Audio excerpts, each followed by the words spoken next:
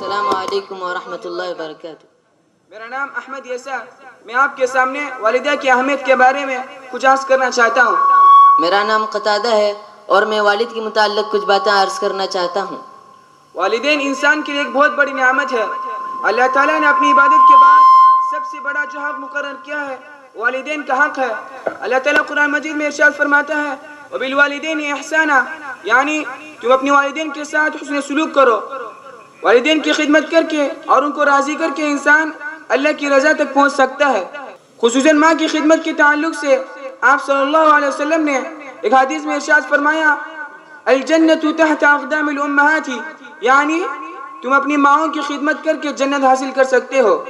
بھائی، صرف آپ صلی اللہ علیہ وسلم نے باپ کے والدے کے ہی متعلق نہیں ارشاد فرمایا ہے، بلکہ آپ صلی اللہ علیہ وسلم نے ایک اور دوسرے حدیث میں والد کے متعلق ارشاد فرمایا ہے الوالد اوسط ابواب الجنہ فإن شئت فاضع ذلك الباب او احفظه۔ آپ صلی اللہ علیہ وسلم نے ارشاد فرمایا والد جنت کے دروازوں میں سے ایک درمیانی دروازہ ہے، اگر تم چاہو تو ان کی خدمت کر کے ان کی حفاظت کرو، اگر تم چاہو تو ان کی نافرمانی کر کے اس کو ضائع کر دو۔ اور آپ صلی اللہ علیہ وسلم نے ایک اور حدیث میں فرمایا ہے کہ رب کی رضا والدین کی رضا میں ہے اور رب کی ناراضگی والدین کی ناراضگی میں ہے۔ میری ماں میرا پیار ہے، میرے والد میرا فخر ہے۔ ماں تمہیں زندگی دیتی ہے، باپ تمہاری ضروریات کو پورا کرتا ہے۔ ماں تمہیں بات کرنے کا سلیقہ سکھاتی ہے، باپ تمہیں کام کرنے کا سلیقہ سکھاتا ہے۔ ماں تمہیں ناکامی سے بچاتی ہے، باپ تمہیں ناکامی سے اٹھنا سکھاتا ہے۔ ماں تمہیں 9 مہینے رحم میں محفوظ رکھتی ہے، باپ تمہاری ماں کا ان 9 مہینوں میں خیال رکھتا ہے۔ جب تم روتے تھے تو ماں نے تمہیں کھلونے کے ساتھ کھیلنا سکھایا، باپ نے وہ تمام کھلونے اپنی محنت کی کمائی سے دلوا دیے۔ جب باپ ڈانٹتا ہے تو ماں ہی بچانے کے لیے آتی ہے، باپ ہمیں اچھا اخلاق اور نظم و ضبط سکھانے کے لیے ہی ڈانٹتا ہے۔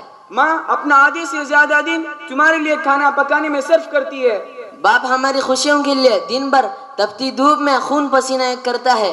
ماں تمہارے لیے اپنے قدموں تلے جنت رکھتی ہے، باپ جنت کے دروازوں میں سے ایک دروازہ ہے۔ ماں کی آنکھوں سے ہمیشہ محبت ٹپکتی ہے، باپ آنکھوں سے اظہار کیے بغیر محبت کرتا ہے۔ ماں گرنے سے بچاتی ہے، باپ گر کر سنبھلنا سکھاتا ہے۔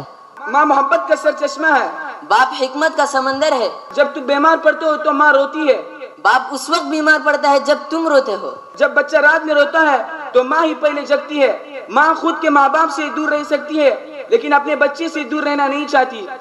ماں بڑے سے بڑے درد کو برداشت کر سکتی ہے لیکن اپنے بچے کے آنکھوں میں ایک آنسو کا قطرہ برداشت نہیں کر سکتی۔